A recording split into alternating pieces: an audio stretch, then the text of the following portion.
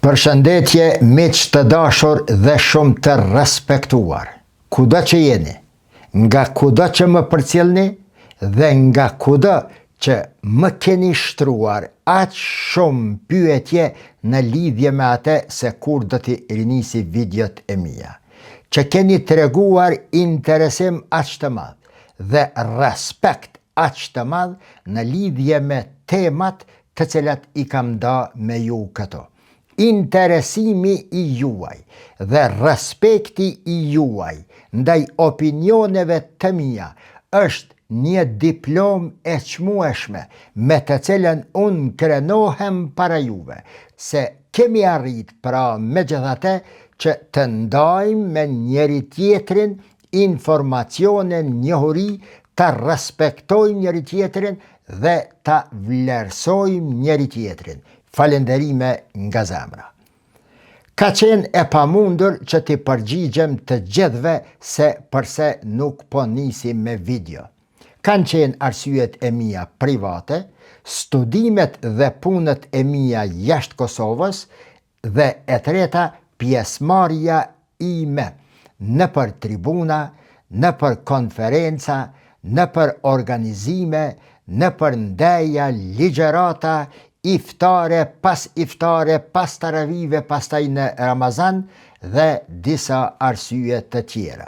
Megjithse, edhe gjatë kësaj kohe, hiç një muaj që kam qenë jashtë rrjedhave se çfarë po ndodh në botë, unë jam munduar që të mbaj një komunikim me ju, nëse jo nëpërmes videove, nëpërmes statuseve që i shkruaja në Facebook dhe ku komunikonim.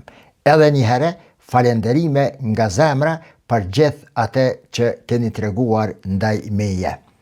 Shfrytëzoj nga rasti që të ju drejtohem me kërkesën për t'i shpërnda këtë video, si që keni bërë edhe më parë, por edhe më shumë, sepse me sa kemi pa, bazuar edhe në interesimin tuaj, në pyetjet tuaja, opinionet të cilat i kemi nda janë vlerësuar nga ana juaj. E përsëris, është një diplom me të cilën unë krenohem. Diplomën të cilën ju ja keni dhënë opinioneve dhe analizave të mia është ndër diplomat më të çmueshme për mua dhe me të cilën do të krenohem sa t'jam gjallë. Andaj, detyrohem moralisht, si që kam qenë deri më tani, edhe në të ardhmen, të mundohem të bëj përpjekje që të jam sa më objektiv, në mënyrë që këto opinione të cilat po i ndajmë, të jenë informacione bazike, modeste për ju që të krijoni imazhet tuaja, opinionet tuaja, mozaiqet tuaja në lidhje me temat të cilat i trajtoj, e sidomos të politikave ndërkombëtare. Pas kështë qenë pra kismet nga ana e Allahut të Madhreshëm që të rinisi sonte këto. Me video, me shpresën se do të vazhdojmë si që kemi bërë gjeri më tani për gjatë 2-3 viteve të kaluara. Miq të dashur, jemi para një momenti shumë delikat në lindjen e mesme.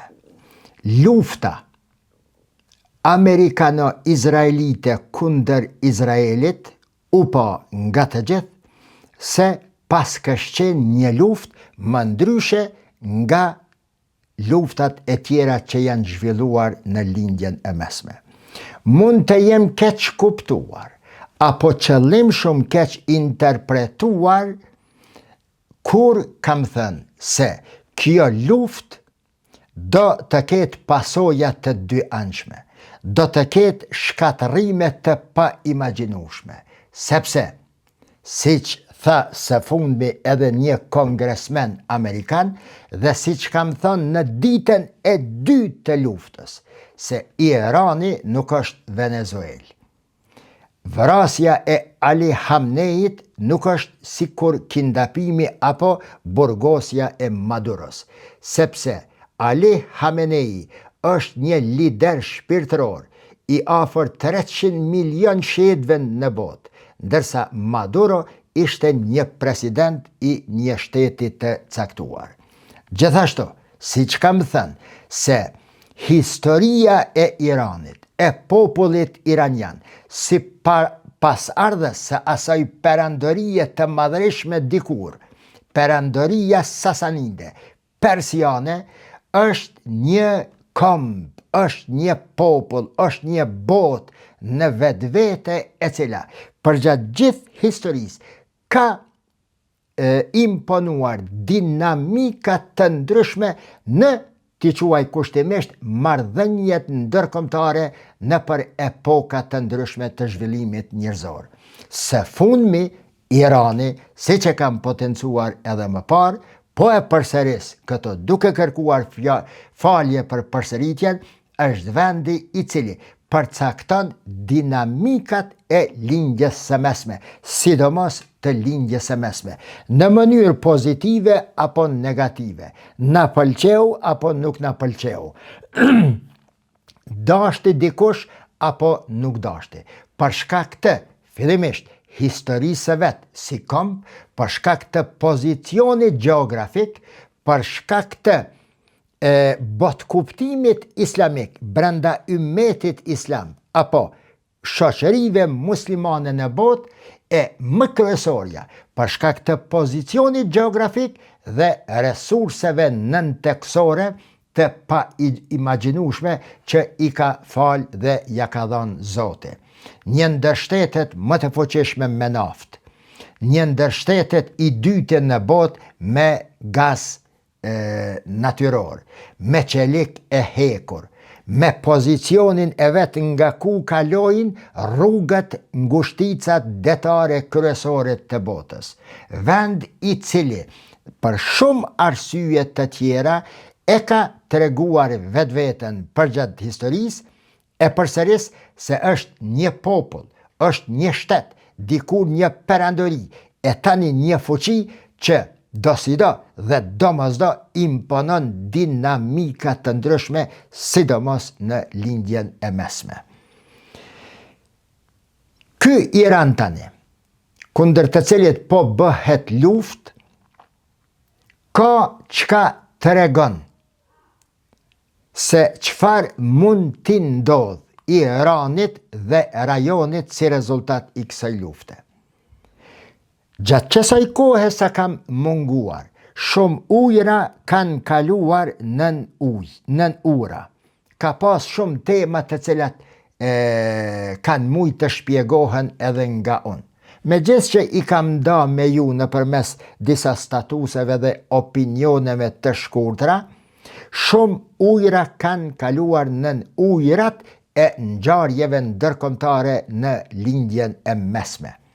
Nuk do të ndalem sonte t'i shpjegoj ato, por duke i të i kaluar këto faza të krizave të ndryshme, të luftrave, vrasjeve, gjenocideve dhe masakrave të ndryshme që kanë ndodhur gjatë kësaj kohe 3-4 muajsh në lindjen e mesme, sonte dua të fokusohem në një moment shumë më të rëndësishëm se ajo që ka ndodhur deri më tani. A ka shansa ma që të ndalet kjo luftë? Nëse po, a unë besoj se duhet të ketë shansa, sepse nuk ka luftë e cila ka vazhduar deri në përjetësi. Nëse ka shansa, kush si mund të ndalet, apo, si ndodh zakonisht, cili vend është ai i cili mund të ndërmjetësoj midis Iranit nga njëra anë dhe Izraelit e shëbave nga njëra tjetër. A do të jetë Pakistani ai vend i cili mund të luaj këtë rol? Nëse po, përse pikërisht Pakistani, para çdo shteti tjetër në botë, mund të luaj rolin e suksesshëm të ndërmjetësimit midis palëve ndërluftuese dhe të krijohet një paqe solide e mundshme së paku e përkohshme në lindjen e mesme. Duke ju bërë me dije edhe njëherë se luftrat në lindjen e mesme të filluara sidomos pas shpërbërjes së perandorisë osmane, janë rezultat i ndarjes, siç është bë lindja e mesme. Janë rezultat i marrëveshjes Sykes-Picot, që e ndan lindjen e mesme në shtete në atë mënyrë që të gjithë të jenë në armiqësi ndaj të gjithëve. Dikur një shtet, vëllezër nga gjuha, nga feja, nga gjaku dhe nga kultura, sot janë në një atmosferë ndërluftuese, thuajse të gjitha vendet e asaj që quhet në marrëdhënie ndërkombëtare si lindja e afërt apo si lindja e mesme. Pra, edhe nëse ndalet kjo luftë me ndërmjetësimin kësaj radhe nga Pakistani, lufta, ajo zinxhiri i konflikteve dhe luftrave në lindjen e mesme kur nuk do të ndalet përderisa nuk zgjidhet çështja palestineze. Dhe çështja palestineze është aq e ndërlikuar, aq e rëndë që flet me tënë të ekzistencës së një kombi bri një kombi tjetër, që flet për një armiqësi mileniumike, jo shekullore, mes dy kombeve, sa për fat të keq, jo pse dua të flas me gjuhë pesimiste, por jep shumë pak shpresë se një ditë do të zgjidhet edhe problemi kryesor për shkak të cilit që 100 vjet e tepër ka luftra, gjakderdhje dhe çdo gjë të keqe në lindjen e mesme. Një faktor tjetër, miq, i cili e bën lindjen e mesme kështu kaq e aftë për t'i përthith problemet dhe për të prodhuar probleme që reflektojnë në të gjitha anët e botës, në çdo cep të botës, edhe në gjeografinë shqiptare, dhe këtë fjali, këtë citat e kam thënë shumë herë, se shqiptarët duhet ta kuptojnë mirë lindjen e mesme, pa marrë parasysh se kritikojnë e linçojnë në për video të ndryshme pseudo gazetar, se ne shqiptarët nuk po bojka me i shpjeguar problemet e lindjes së mesme, se kinse në përmes shpjegimit të këtyre ngjarjeve ne po importojmë probleme në shtetin ton dhe në gjeografinë shqiptare. Njohja e botës, njohja si njohje është imperativ, është urdhresë dhe kërkesa e Allahut, është nevojë njerëzore, nuk kemi çka të flasim për rëndësinë e njohjes dhe të diturisë. Por në rastin konkret, njohja e lindjes së mesme është një parakusht që edhe kjo gjeografi dhe vendet të tjera të mos bien në kurthat dhe problemet të cilat kanë rënë popujt e lindjes së mesme. Një ndër problemet që më së shumti i ngjet kësaj që po flasim në lindjen e mesme është ndarja e kombit shqiptar. Sot në 4-5 shtetet të Ballkanit, krijimi i shteteve më shumë se një shqiptare, siç kanë qenë arabët një shtet dhe janë bërë sot afër 30, mos thash zoti të vinë ndonjë kohë që shqiptarët për shkak të dinamikave të jetës, për shkak të interesave shtetënore, për shkak të grupeve të interesave në për shtetet që janë krijuar dhe mund të krijohen në të ardhmen, të kenë fatin e njëjtë siç e ka sot kombi arab i ndarë në më shumë se 20 shtete. Pra, njohja e lindjes së mesme nuk i sjell dëm kombit shqiptar, përkundrazi, i sjell dobi. Njerëzit të cilët japin kontributet e tyre, të shpjegojnë shqiptarve problemet të cilat ndodhin në botë, pa kur far kompenzimi, pa kur far interesi personal, ama bash pa asnjë interes personal, në vend se të vlerësohen së paku nuk dohet të linqohen në mënyrën siç është krijuar një vetëdije për fat të keq edhe ndër shqiptarët se çdo gjë që e shpjegon objektivisht ti i takon atij grupi. Kur e shpjegon politikën amerikane në raport me Ballkanin, e shpjegon objektivisht ti je pro-amerikan.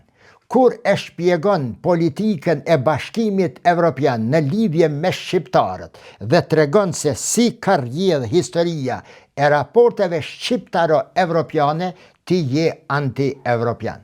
Kur e shpjegon çështjen e Iranit në mënyrë objektive, duke u bazuar në referenca, në studime, në periodik dhe në një përpjekje afër 30 vjeçare për ta kuptuar lindjen e mesme dhe marrëdhënien ndërkombëtare, ti je pro-iranian. Kur e shpjegon rolin e Egjiptit, rolin e Arabisë Saudite, rolin e botës arabe, kontributet e tyre të herpashershme për kombin shqiptar, ti je pro-arab, ti je pro-lindor, ti je vestofob dhe të ngjashme. Pra, ruane vetveten nga rënja në këto kurtha të cilat së paku nuk kanë të bëjnë as me realitetin e as me një intelektual, me një njeri normal me 2-3 kokra në duar. Unë jam mase i sigurt se në mesin e këtyre elementeve për cilat po flasëm deri më tani, mund të ketë individ të caktuar të cilve njerëzit të cilët i shpjegojnë këtë tema ju pengojnë në platformat politike, në interesat e tyre të ulta dhe intime të tyre. Andaj përhapin dezinformata në mënyrë që më pastaj njerëzit e sinqert, por jo me njohuri të mjaftueshme, bin në kurthat e atyre të cilët i përgatisin dhe pastaj, siç e përshkruan Dante Alighieri në komedin hyjnore, me duar lidhur kështu, i mbështetur në një lis, kënaqet duke shikuar poshtë njerëzit se si hahen ndër vete dhe si përqahen ndër vete. Unë, personalisht, gjatë kësaj kohe, si dhe në të ardhmen, do të mundohem për atë sa kam kohë, mundësi, njohuri, që të ju informoj dhe të shtroj analizat e mia këto para juve. Pakistani, miq të respektuar. Tani janë përqendruar përpjekjet e përfundimit të kësaj lufte në mënyrë që të mos shpërthej edhe më gjerë dhe të mos shkaktoj trauma dhe probleme edhe më të mëdha në lindjen e mesme dhe në arenën ndërkombëtare. Lufta izraelito-amerikane kundër Iranit për më pak se një muaj, për 20 e ca ditë, veç ka filluar të godas në themel shumë shtete të Azis, shtete të fuqishme të Azis, sa bazuar në një analizë të botuar sot, 11 shtete aziatike veç e kanë qitë në diskutim, në parlamentet e tyre, në rafshet e ndryshme të tyre, diskutimin rreth asaj se mos erdhi koha, bile jo mos erdhi koha, por që mësimi të rifilloj nga online, nga distanca, për shkak të mungesës së karburanteve dhe të harxhimeve të tjera si rezultat i daljes së shpesh të fëmijëve dhe të njerëzve në punë.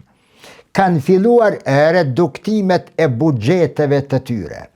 Nëse vendet aziatike janë prekur kaq shpejt për shkak se një pjesë e konsideruar e naftës e gazit të atyre vendeve që kalojnë në për ngushticën e Hormuzit shkon atje më shumë se që vjen në Kosovë, në Evropë apo në botën perëndimore.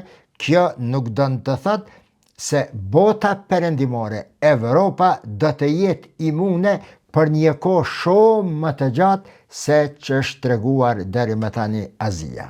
Pra, e gjithë bota është para një provimi të madh, para një krize globale si asnjëherë që ka ndodhur deri më tani.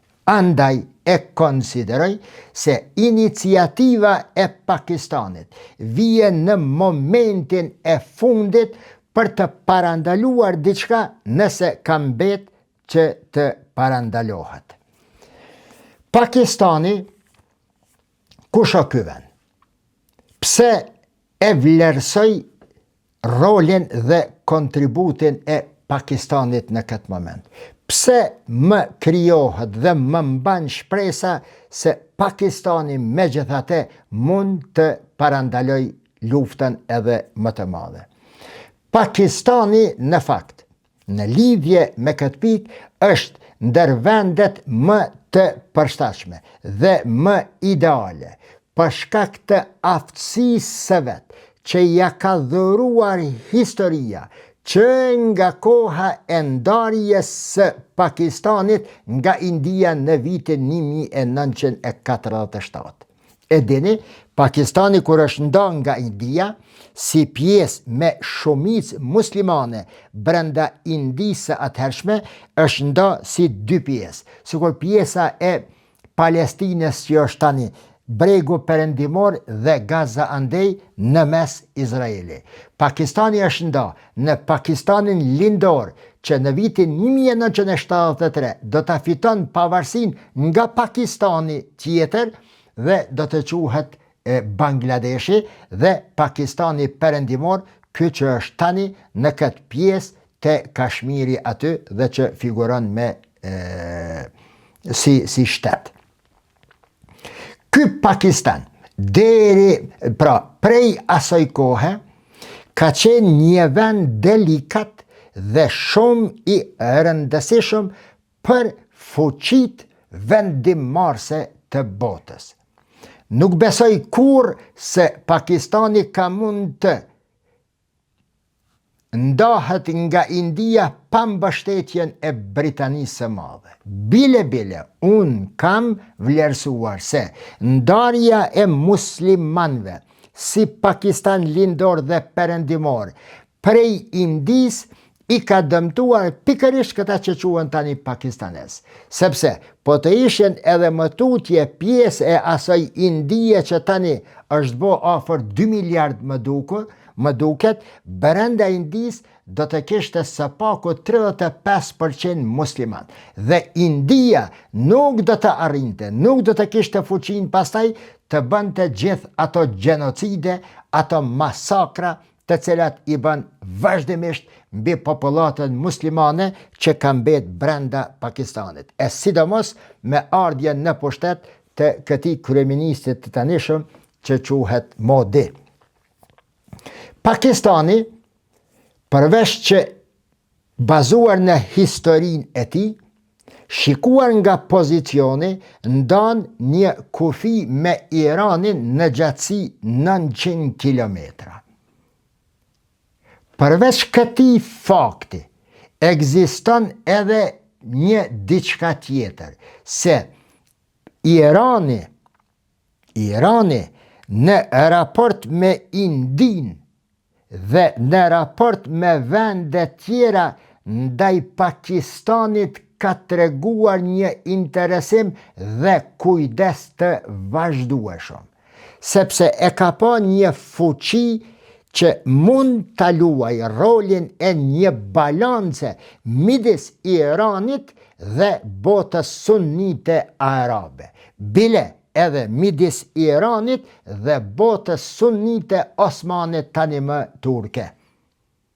Pakistani, duke qenë si një shtet mik që i kalon edhe për masat normale të miqësisë midis dy shteteve me Turqinë, për Iranin është edhe një fakt tjetër me rëndësi që e bën të shpresohet se Pakistani megjithatë mund të luajë dhe mund të bëjë ndikim mbi Teheranin zyrtar për të ulur në bisedime me Shtetet e Bashkuara të Amerikës dhe për të dhënë atë që mund të jep si Iran nëse ka diçka në dorë në ndalimin e luftës së deritanishme dhe parandalimin e luftës së mëtutjeshme. Pse e thash këtë? Sepse fillimisht Pakistani ka miqësi të ngushtë me Turqinë, ndërsa Turqia është në kufi me Iranin. Në anën tjetër, Azerbejxhani është në kufi me Iranin.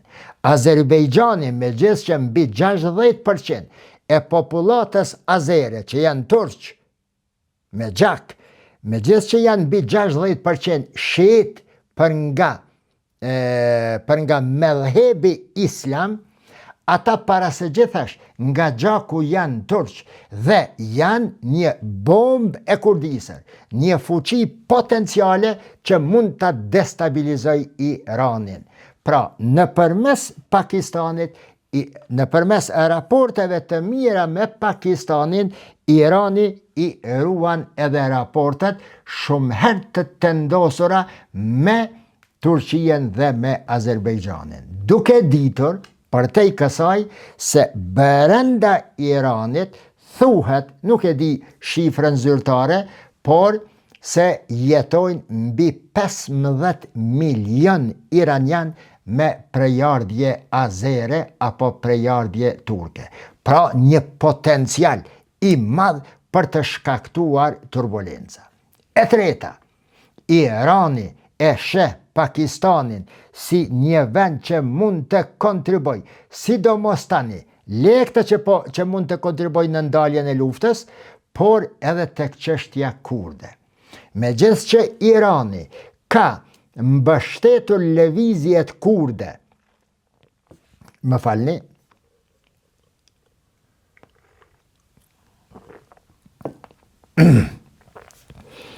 megjithëse që Irani një kohë të gjatë, sikur edhe Siria, e më parë edhe Iraku i Saddam Huseinit, ka mbështet lëvizjet kurde për t'i krijuar turbulenca dhe probleme Turqisë, tani së fundmi, kur kurdët që janë brenda Iranit dhe në Irak, në kufi me Iranin, u përdorën, pati përpjekje të përdoren si një fuqi shtesë për të rrëzuar regjimin apo establishmentin apo udhëheqjen politike të tanishme të Iranit, Irani në këtë kohë e pa se Pakistani megjithatë mund të jetë ndërmjetës midis Teheranit dhe Ankaras për të kontribuar edhe në çështjet e kurdëve.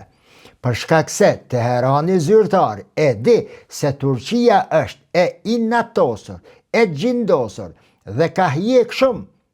Me qindra mijë viktima Turqia i ka dhënë nga terrorizmi që i ka shkaktuar PKK-ja kurde. PKK, lëvizje kurde të cilat i ka mbështet Irani, mos të them i ka financu, por me logjistika të ndryshme. Her drejt për drejt, duke menduar se ata që i kanë brenda një ditë nuk do të përdoren kundër Teheranit zyrtar, por në të shumtën e rasteve, nëpërmes aleatit kryesor të vetit në lindjen e mesme që ka qenë regjimi i Asadit në Siri. Me rënien e Asadit në Siri dhe me ardhjen e Ahmed Eshara, fillon shuarja e ëndrave të huaja për destabilizimin e rajonit nëpërmes faktorit kurd. Qëndresa stoike e Turqisë këmbgulse që të mos përdoren kurdët për destabilizimin e mëtutjeshëm të Sirisë dhe të rajonit, bën që edhe Siria, edhe Arabia Saudite, edhe Emiratët deri dikon, e patjetër edhe Shtetet e Bashkuara të Amerikës që ta dëgjojnë zërin e Ankaras zyrtare. Të mos e përmendi, mos bëj një digresion këto, një dalje pak nga tema për të kthyer prap në temë. Se si erdhi puna tek kjo luftë, me gjithë premtimet e Donald Trump, se do t'i ndal luftat, nuk muj me dit. Unë muj me dit problemet, nyjet e ndërthuara, të cilat posa preken, sikur varë, sikur ato varët kancerogene, posa të preken, qesin gjak, kam besuar se Donald Trump do t'i ndal luftat. Për shumë arsye, më kryesorja, a dini kur jam bin më së shumte. Kur e pati caktuar Steve Witkovin për ndërmjetës i tij apo emisar i tij në lindjen e mesme.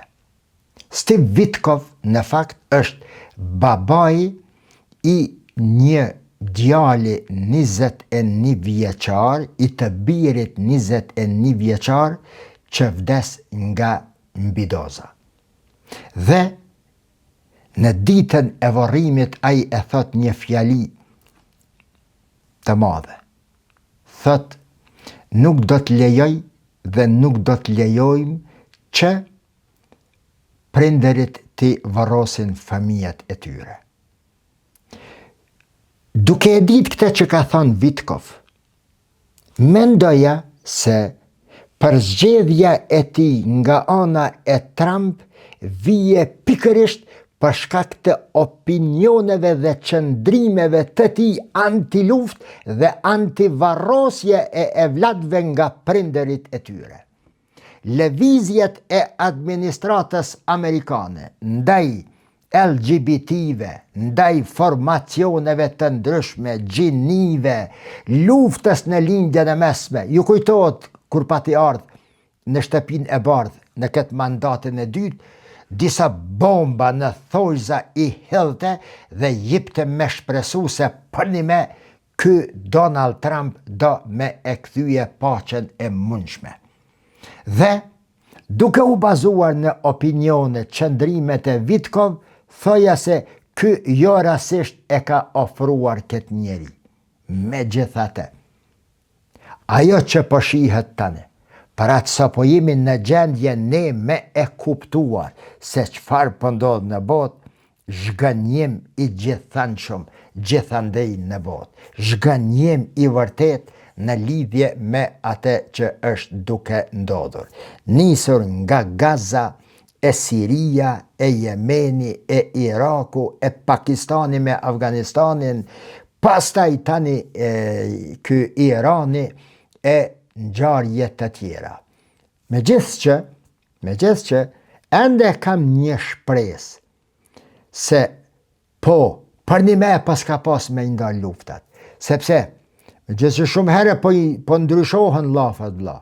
Në sabat thot diçka në drejt, diçka po ju çet probleme edhe liderëve të fuqishëm të botës. Lemo analistave dhe neve njerëzve të rëndom që flasim për politikat e Amerikës. S'po arrimi do të me kuptue atë që e ka thënë në ora 10 dhe pse e tha tjetrën në ora 12 apo në mëngjes. Megjithatë, është një intens, një frym se lufta kundër Iranit, të cilën e nisi Shëbaja, është në drejtim apo në frymën e krijimit të një atmosfere paqeje në lindjen e mesme. Sepse Shtetet e Bashkuara të Amerikës vazhdimisht e kanë pa Iranin. Leni këto muhabetet të na janë miq e nuk janë në lufte sene, por Shtetet e Bashkuara të Amerikës e kanë pa Iranin si një rrezik potencial për Izraelin dhe për interesat e Shteteve të Bashkuara të Amerikës. Dhe interesat e Shteteve të Bashkuara të Amerikës përeken edhe nëpërmes armiqësive të cilat janë treguar midis botës arabe, sidomos asaj të pasur me naftë në xhirin persik dhe qeverisë së Teheranit dhe Iranit. Edhe kjo ende ka mbetë te unë se duke u nis nga kjo perspektiv mos vallë gjumhazja, goditja, shkatërrimi i Iranit, që nuk do të dëshiroja që asnjë shtet, asnjë popull në botë të bombardohej siç po bombardohet dhe raketohet Irani, megjithatë se gjithë kjo po bëhet për krijimin e një zone, e një atmosfere, e një jete paqeje në lindjen e mesme, për cilën që në start them se dyshoj megjithatë. Pakistani. Pse Pakistani dhe sa mund të bëj Pakistani? Tjetra, miq, Kina, Rusia dhe disa vende të tjera, aty edhe Turqia, mund të kishin luajtur role të rëndësishme dhe të jepnin kontribute të çmueshme në zgjidhjen e kësaj krize dhe ndaljen e luftës. Por, për shkak të interesave të tyre të involvuara në Iran dhe anasjeltas, janë konsideruar si jo kredibile. Mbase, nuk kanë treguar guximin moral dhe guximin e interesave që t'i prishin interesat e tyre dhe të marrin hapa në parandalimin e kësaj lufte. E dini, Kina është aleate e ngushtë e Iranit, aleate strategjike, e para kësaj raporti tregtar, bilanci tregtar midis këtyre dy vendeve është i madh, shumë i madh, sidomos në favor të Iranit, sepse Irani pjesën dërmuese të naftës jashet Kinës. Dikush mund të shtron pyetjen, e pse Kina, pra me gjithë që e ka këtë bilans tregtar dhe këtë rëndësi strategjike me Iranin, nuk u ndërthur, nuk u fut në luftë apo nuk u tregua më azhore. Këto e bëj një gabim, mos them teknik, po gabim njohurish në lidhje me raportet kinezo-iraniane. Dëgjoni miq, po, Irani i shet shumë naftë Kinës, i shet çelik, i shet minerale të ralla, por Kina ka raporte tregtare me vendet arabe shumë herë më shumë se sa me Iranin. Zyrtarisht me letra, dihet se bilanci tregtar midis Kinës dhe Iranit është $13 miliard, e unë them se mund të jetë edhe 130, për shkak se një non-fish bëhet shkëmbimi tregtar pa letra, për shkak të embargove që janë bërë Iranit, bëhen këmbime tregtare pa unë nënshkruar, megjithëse që edhe nëse është 10 fish më shumë, pra $130 miliard, a e dini sa është bilanci tregtar midis Kinës dhe vendeve arabe të cilat tani po sulmohen nga Irani? Është afër $300 miliard. Leje këto. Kina ka bilans tregtar afër $1 trilion me Shtetet e Bashkuara të Amerikës. Dhe folur me gjuhën ekonomike të interesave ndërshtetërore, do të ishte çmenduri për Kinën të futej në luftë në mbrojtje të Iranit duke i humbur partnerët e vet. Shumë të rëndësishëm tregtar ekonomik, siç janë vendet arabe të xhirit persik, e sidomos edhe Shtetet e Bashkuara të Amerikës. Kjo është arsyeja se pse Kina nuk është fut dhe involvu në luftë dhe pse nuk mund të jetë kredibile si ndërmjetëse në këtë luftë. Ngjashëm kështu ndodh edhe me Rusin, diçka kështu ndodh edhe me Turqin, por me Turqin është edhe një faktor shtesë. Turqia, një ashtu si Irani, ka ambicje të një pozicionit të fuqishëm dhe ndikues në lindjen e mesme. Megjithëse që i takon botës, hemisferës, sunnite, një ashtu si që janë shumica e vendeve arabe, në rastet të këtilla stavet kush a je shia, sunnia, a je hanefia, hambelia, a je ateist, a je besimtar. Në pyetje janë interesat shumë të thella, ekonomike, strategjike, interesave jetike të shteteve. Tani kemi të bëjmë me entitete që quhen shtete, dhe shtetet, megjithëse që ndonjëherë mund t'i marrin parasysh edhe ideologjit, edhe përkatësitë fetare, edhe lidhjet historike, edhe armiqësitë që kanë ndodhur dhe afërsitë, miqësitë përgjatë historisë, shtetet veprojnë me një metodë dhe e dini edhe ju, mos ta përsëriti, bazuar në interesat aktuale dhe në të ardhmen. Dhe interesat aktuale dhe në të ardhmen të një shteti cili do qoftë është e para ekonomia. Pra, Turqia si një konkurente e Iranit në lindjen e mesme nuk ka mund të jetë një faktor ndërmjetësues. Shkojmë më tutje, miq.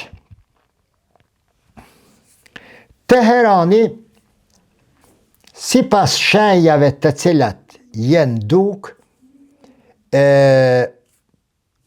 ka predispozita për t'i pranuar disa kushte në ndaljen e luftës.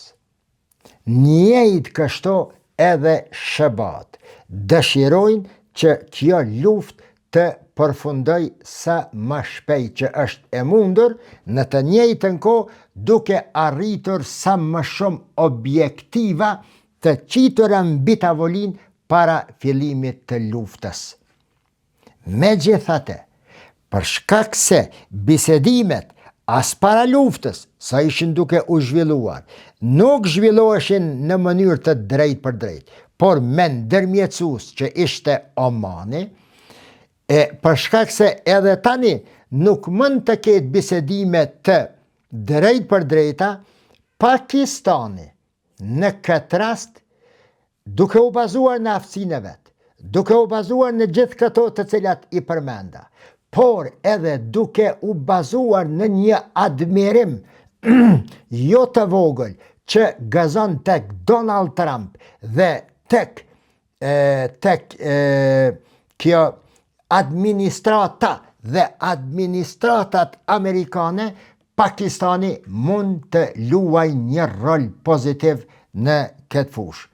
Po mos të ishte Pakistani aq i rëndësishëm për botën perëndimore, e sidomos për Shtetet e Bashkuara të Amerikës, a do të lejohej që Pakistani të posedonte bombat, armët bërthamore?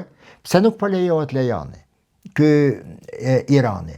Për shkak se shihet si një fuqi e rrezikshme, potenciale, sidomos për Izraelin, e sidomos pas ardhjes në pushtet të frymës islamike shiite, një frymë të cilën Irani dëshiroi ta eksportoj shumë shpejt në gjithë botën muslimane, e sidomos në lindjet e mesme ndër arabët. Pakistani, për shkak se është i rëndësishëm për shtëpinë e bardhë, për Shtetet e Bashkuara të Amerikës, është lejuar ta posedoj bombën atomike. A dini përse? Kina, po dihet, rrezik potencial që nga fillimi për Shtetet e Bashkuara të Amerikës. e forcojnë Indinë dhe e lejojnë që të ketë armë bërthamore si një kundërpërgjigje ndaj ndonjë rreziku të madh potencial që mund të vinë nga Kina. Mirë po, a i kanë besuar 100% Indijes? Jo. Franca, Britania dhe Shtetet e Bashkuara të Amerikës. Këta i kanë krijuar në kohën e Kinës edhe Bashkimi Sovjetik që e ka financu dhe e ka udhëzuar ndihmu që të ketë armë bërthamore Kina. India për shkak të fuqisë, në numër, pozicionit strategjik që e ka, ja krijoi një çekiç sadopak i vogël por i rrezikshëm Indias. Dhe ajo është Pakistani. Në të njëjtën kohë, Pakistani ka qenë një fuqi e cila ka ndihmuar Shtetet e Bashkuara të Amerikës në rrëzimin e regjimentit të fillimisht Nejibullahut pro-sovjetikut që ishte në Afganistan, dhe e dyta, Pakistani ka luajtur një rol permanent, pa të cilën nuk mund të zihej, nuk mund të vritej as Bin Ladeni përgjatë luftës amerikano-afgane. Shërbimi sekret i Pakistanit, mbase në atë kohë ka fitu përvojë më së shumti, ka luajtur një rol shumë të rëndësishëm. Bile, e kemi shpjeguar edhe këtu. E ka thonë edhe Barack Obama në një intervistë të tij, se pandimën e Pakistanit, ku hapen 500 medrese dhe mësohet kryesisht vetëm xhihadi, nuk do të kishin mundësi afganët të krijonin fuqinë e talibanëve për të rrëzuar apo për të dëbuar Bashkimin Sovjetik nga Afganistani. Pra që nga ajo kohë, Pakistani është një organizëm politik, strategjik, shumë i ledhatuar dhe i nevojshëm për Shtetet e Bashkuara të Amerikës. SBA-ja dhe Irani japin sheja se dëshirojnë ndaljen e luftës me kushtet të caktuara. Por nuk mjafton vetëm vullneti i kësaj dhe i kësaj. Qendësore në këtë ndalje të luftës, si që ka qenë në fillimin e luftës, është Izraeli. Izraeli është duke bërë përpjekje të mëdha për ta aneksuar së paku 10% e Libanit, deri te lumi Litani, që është 32 kilometra nga kufiri libanezo-izraelit. Aty, në atë pjesë të Libanit ku është e koncentruar ushtria apo Hizbullahu. Dhe ky Hizbullah, deri në këto momente kur po flasim, vazhdimisht ka raketuar caqe ushtarake dhe civile në veri të Izraelit. Pra, Izraeli nuk dëshiron mbylljen e luftës pa e shtjen nën kontroll, apo pa e aneksuar atë pjesë të Libanit të cilën e konsideron rrezik permanent për interesat e veta dhe për ekzistencën e vet Izraeli. Teherani mund të pranoj një armpushim, por ka vendos disa kushte.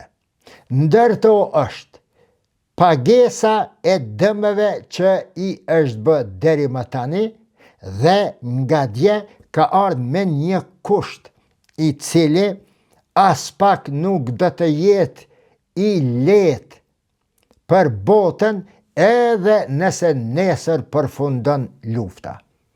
Irani po thot, veç nëse heket kjo udhëheqësi politike e dani dhe vije ai shahu, i cili kom kryq po pret me ardhen edhe me marr pushtetin, e që nuk besoj se mund të ndodhë diçka e tillë. Çka është pyetje? Irani po thot se tani e tutje unë dalë su ndalë lufta. Edhe nëse lejojmë kalimin e anijeve aty vetëm me pages në grykën ose ngushticën e Hormuzit. Pra, një problem që do të shkaktoj turbulenca gjithashtu ekonomike apo tregtare gjithandej në vendet, anijet e të cilave kalojnë her pas here në ngushticën e Hormuzit. Reagimet e Iranit dhe qëndresa e Iranit, miq e them me përgjegjësinë më të madhe, në këto momente të luftës i ka befasuar të gjithë. Është menduar se me vrasjen e Ali Khameneit, për cilin kam thonë që atë ditë kur vra, se ai nuk është Maduro, as Irani nuk është Venezuela, as iranianët nuk janë arabët, por i përngjasin shumë turqve, atë dhetar në përmasa patologjike, më lejoni ta quaj patologjike, është menduar se me vrasjen e Ali Khameneit dhe mendimin ka pak qashtu në përta, edhe të kurdve nga veri perëndimi mund të bije udhëheqja politike e Iranit dhe të vije një establishment i ri, kukull i Shteteve të Bashkuara të Amerikës. Por e panë se nuk doli pazari i Mazdarkës në ditën e pazarit. Përkundrazi, dha efekte negative. Ndërto është pikërisht që kjo ngushtica e Hormuzit. Miq, e dini ju se ngushtica e Hormuzit nuk ka qenë problem para shpërthimit të luftës. Hiq, as që e ka përmend Irani. Bile Irani nuk e ka përmend ngushticën e Hormuzit as në luftën irako-iraniane 8 vjeçare. Afër 10 vjeçare ku kanë ndek 1.2 milion njerëz të e luftue Iraku Iranin. E dini, në 79 vje Khomeini, në 80 Saddam Husseini e godet Iranin, e nis luftën kundër Iranit me shtirjen e vendeve arabe që mos ta eksportoj islamin politik dhe islamin shihet në vendet arabe dhe interesat të tjera, sepse me shahun e kam pas let e arabët në atë kohë, pasuni po, tagjin, kurorën e ka pas në kokë 5.2 kg ari dhe diamante, 13 kg ari i ka pas dveshta edhe bashortja e shahut, e ndër ato bashorte ka qenën edhe Feridja, motra e Melik Fuadit, mbretit Fuad, e dini, bashortja e shahut ka qenë shqiptare. 3 gra i ka pas, ndërto e para ka qenën Feridja, e ka martuar në vitin 1939 deri në vitin 1948. Në 48 pastaj divorcohen për shkak të problemeve të tyre private, ashtu thuhet. Kthehet ajo shqiptarja pastaj në Egjipt, e vazhdon jetën dhe vdes në vitin 2012 në Egjipt. Kthehet te vllau i saj që ka qenë atëherë mbreti shqiptar Faruku i Egjiptit. Nejse, përderisa ka qenë shahu jo një rrezik potencial për regjimet arabe të gjirit persik, Irani nuk është nguc. Kur vije Khomeini dhe shihet si një regjim tani, si një politike rrezikshme për interesat arabe, se mund t'i nxis islamistët në gjithë botën islame, sepse Teherani atëhershëm.